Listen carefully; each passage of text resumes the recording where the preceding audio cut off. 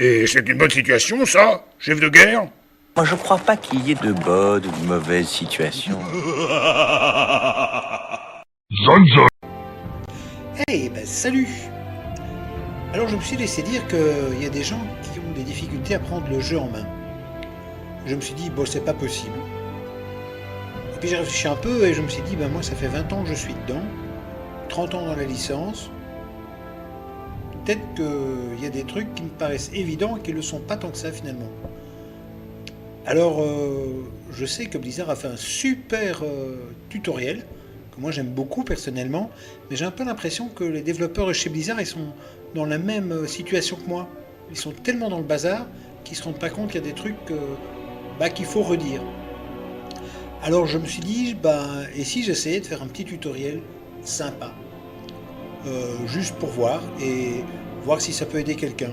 Comme ça, tout le monde peut s'amuser sur le jeu, et ne pas se prendre la tête pour le prendre en main. Vous admirez le jeu de mots, merci beaucoup. Donc voilà, on va commencer par un écran d'accueil qui est, vous connectez à un jeu, vous savez, je ne vais pas vous apprendre ça. Normalement, si c'est la première fois que vous connectez au jeu, votre bataillon il est vide. Il n'est pas comme ce Brawl-ci où il y a plein de choses, plein de personnages. Donc voilà, vous aurez un bataillon vide. Qu'est-ce qu'il y a dans cet écran? Rapido, Le mode, ce sont pour des events saisonniers, comme par exemple la version WoW d'une Battle Royale, c'est sympa, ça s'appelle Thunderstorm. Une boutique, je pense que vous savez ce que c'est. Le menu, les options, je vous laisserai découvrir, ce sont essentiellement des options techniques. Vous choisissez votre mode de graphisme, la manière dont vous gérez le son, et alors évidemment les langues dans lesquelles vous jouez. En sachant que certaines choses nécessitent un relancement du jeu, particulièrement le changement de langue. Et alors les options réseau, c'est les options informatiques, je rentre pas dans le détail, tout ça vous connaissez très bien, mieux que moi probablement. Alors, vous avez de nouveau la boutique, les add-ons, on y viendra un autre jour. Le générique, c'est un petit peu tous les gens qui participent au jeu. Les cinématiques, c'est sympa, c'est toutes les cinématiques depuis le début du jeu, depuis la première jusqu'à la dernière en date. Et je vous les conseille toutes, ce sont de véritables chefs-d'œuvre, de pièces artistiques à voir. Mais maintenant, il faut connaître un petit peu l'histoire qu'il y a derrière, mais ça reste très très beau, même si on ne connaît pas toute l'histoire. Quitter, je dois vraiment vous dire ce que c'est? Non, je pense pas. Fermer, là par contre, c'est ce qu'on va faire. Alors, les royaumes, en fait, chargement de la liste des royaumes. Vous voyez, ça c'est tout un tas de royaumes. En fait, ce sont des serveurs. Les royaumes, c'est joli des royaumes, mais en fait, ce sont des serveurs. Et vous voyez qu'il y en a toute une liste. Voilà. Il y en a même qui sont complets. Et puis il y en a qui sont élevés, recommandés ou faibles. Moyens aussi. Alors, la chose à savoir, c'est que vous avez des royaumes JDRN. C'est jeu de rôle normal. On va expliquer ce que c'est après. Normal, c'est pas jeu de rôle précisément. Vous en avez quelques-uns quand même des jeux de rôle.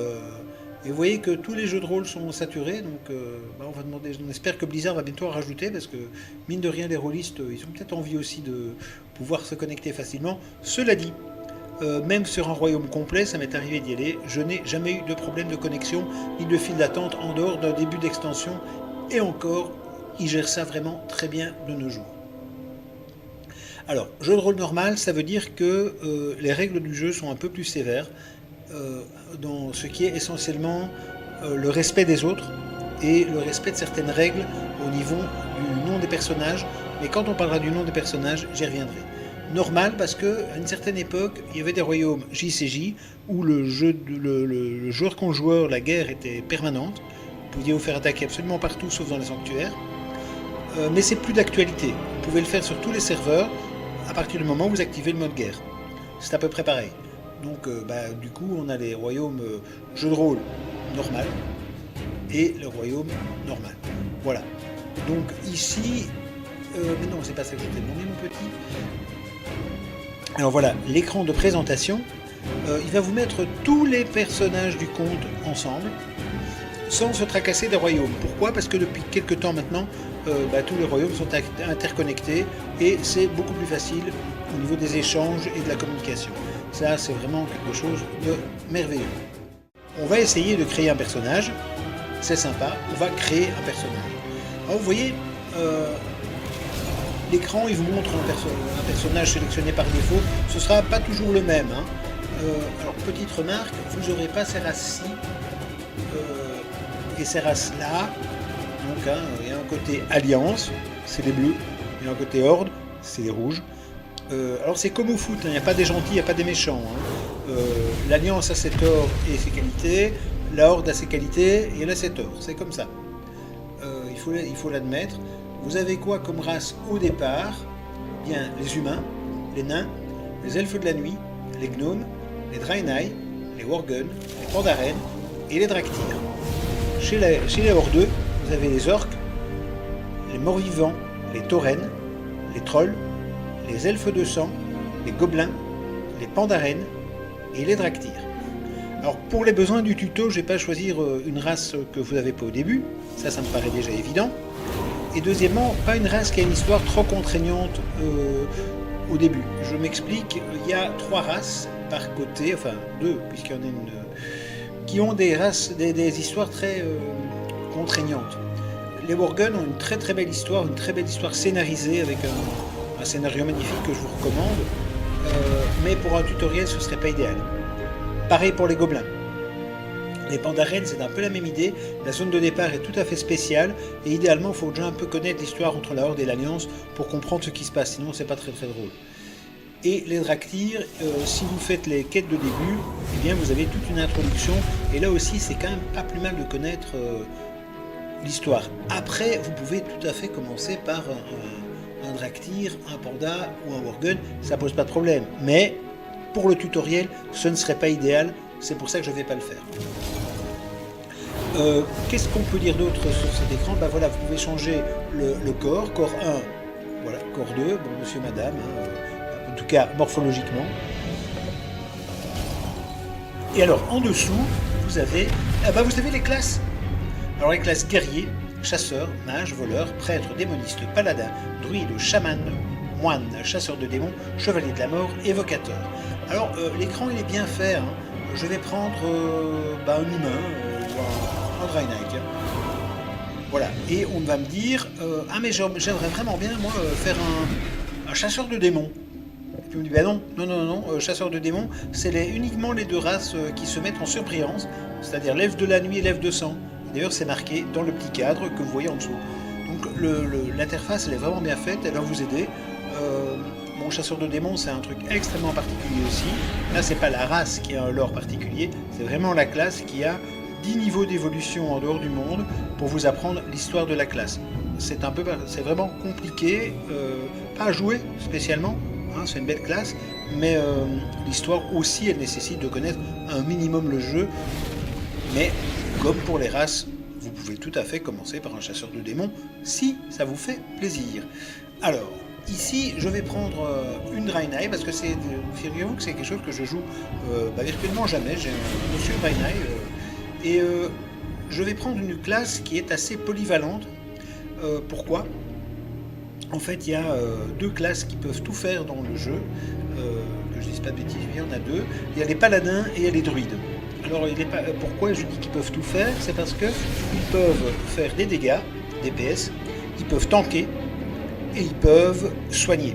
Donc en fait sur un seul personnage on va avoir le droit à 3 rôles et c'est bien parce que comme ça avec un seul personnage je pourrais vous montrer un petit peu de quoi il retourne. Bon, on va faire ce personnage, hein, à force d'en parler. J'ai perdu personne? On y va. Alors les Draenei en plus vous allez voir ils sont géniaux.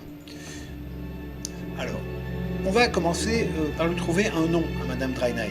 Alors la règle des noms c'est très simple, hein. Dans Warcraft comme dans autre chose, il y a des règles. Alors les règles, on peut les trouver bêtes ou pas, elles sont là, il faut les respecter. Si vous êtes dans un royaume normal, les seules règles à respecter pour le nom, c'est qu'il ne soit pas grossier, qu'il soit prononçable, que ce ne soit pas le nom d'un personnage important de l'histoire de Warcraft, ou le nom d'un univers déposé. Ne faites pas un mage qui s'appelle Harry Potter, ça va pas aller. Ou Gandalf, c'est pas bon. Hein, ça ne peut pas aller. Vous ne pouvez pas, normalement, appeler un soigneur de l'Iprane. C'est pas autorisé non plus. C'est un nom déposé qui ne vous appartient pas et vous n'avez donc pas le droit de vous en servir de cette manière-là, en tout cas. Je pense pas que pour Doliprane on vous dira quelque chose, mais pour Harry Potter ou Voldemort ou Gandalf, ça risque quand même de coincer un tout petit peu plus. Bon, un nom grossier, ça me semble évident, faut pas être désagréable avec les autres, faut pas leur pourrir l'expérience de jeu, et bien entendu pas un nom qui incite à la haine. Je n'entre pas dans le détail, vous avez tout à fait une idée. Déconseillez aussi très fort les noms avec des chiffres. Je m'explique, vous allez voir après qu'on va me dire si oui ou non je peux prendre ce nom-là, et c'est pas une question de respect de la charte, c'est simplement savoir si ce nom est déjà utilisé dans le jeu. Est-ce qu'il y a déjà un personnage qui utilise ce nom? Parce que normalement, on ne doit pas en avoir deux qui ont le même nom, en tout cas par serveur. C'est pas grave s'il y a le même nom, on peut toujours trouver des variantes orthographiques, mais ne mettez pas des numéros. De la même manière, évitez les trémas ou les caractères spéciaux en trop grand nombre, c'est difficile à la lecture pour les gens qui éventuellement voudraient s'adresser à vous. Donc c'est juste ça, ce sont juste des conseils, c'est pas obligatoire du tout. Problème du jeu de rôle, enfin problème c'est pas un problème, caractéristique du jeu de rôle, c'est un monde où on a envie d'être son personnage, on le joue. Et dès lors, le nom, vous n'allez pas appeler un Draenei qui est un extraterrestre au monde d'Azeroth, qui est un monde lui-même fictif, Jean Dupont. Ça ne va pas le faire Draenei. C'est pas interdit, mais les rôlistes ne vont pas apprécier. Et bon, si vous voulez faire du jeu de rôle, vous avez tout intérêt à être apprécié, à respecter les règles de la communauté jeu de rôle. Ces règles, c'est quoi? Eh bien, c'est être cohérent avec l'histoire du jeu et avec la culture de votre personnage. C'est-à-dire que vous allez essayer de ne pas donner un nom d'orc à un humain, vous allez essayer de ne pas donner un nom qui rappelle le monde réel à un personnage qui est fondamentalement membre d'un monde irréel. Ça serait un peu dommage, le jeu de rôle c'est fait pour s'évader complètement. Alors ici, les Draenei, ils ont une caractéristique, ils ont quand même des variétés de noms assez grandes. Les hommes Draenei ont souvent des noms qui font un petit peu grec ou un petit peu romain, à la Astérix, c'est pas du vrai latin, c'est pas du vrai grec, on est bien d'accord. Et les dames, c'est souvent des noms en A ou en L, par exemple, vous aviez une Irel, et alors on pourrait l'appeler de manière différente, mais par exemple pas Ariel. Pourquoi Ariel? Parce que d'abord c'est une lessive, et deuxièmement c'est un personnage de Disney, donc ça va pas. Là, vous voyez, c'est l'exemple, en cherchant parfois, on tomberait sur un truc interdit sans le vouloir. C'est pas grave, mais il faut pas le faire, c'est tout simple. Eh bien, et pourquoi pas Carnaria? C'est un joli nom. Bon, alors maintenant on va la faire jolie aussi, parce que quand même. Alors les Draenei, ils sont bleus de base. Vous remarquerez qu'il y en a des roses, c'est lié à l'histoire. Il y a des Draenei qui, à une époque, ont mal tourné, mais ils ont été récupérés par la suite. Donc voilà, moi je vais prendre un joli bleu que j'aime bien, et un visage que je vais trouver gentil. Vous voyez, vous le voyez évoluer au fur et à mesure. Vous choisissez exactement ce que vous voulez. Alors un paladin, c'est quoi? C'est un guerrier sacré. C'est un guerrier qui va se servir d'un peu du pouvoir de sa religion pour combattre. Voilà, on peut en faire ce qu'on veut. Vous pouvez choisir la couleur de cheveux que vous avez envie. Alors voilà, ça c'est comme dirait l'autre, des goûts et des couleurs, on ne discute point. Et voilà, ça trace que le vert c'est quand même pas topissime. Et bien voilà.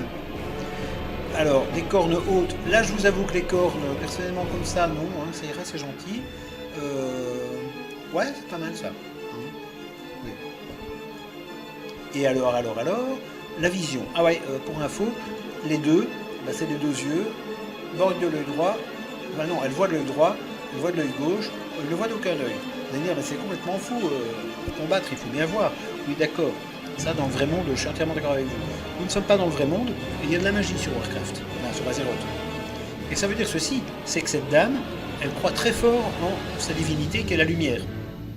La magie du sacré, les Naru, tout ça, vous allez apprendre en jouant, vous allez voir ça.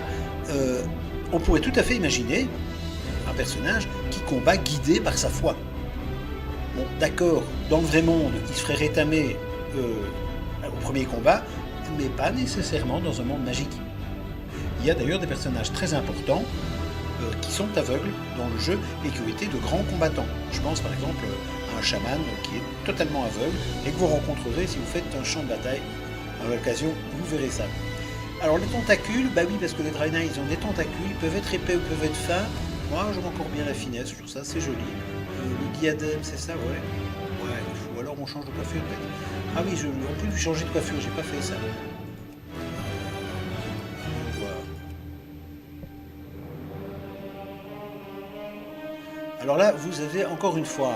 Alors, je le fais ici, je prends le temps avec vous, hein, mais sincèrement, maintenant, c'est plus vraiment un problème, dans la mesure où on peut tout à fait.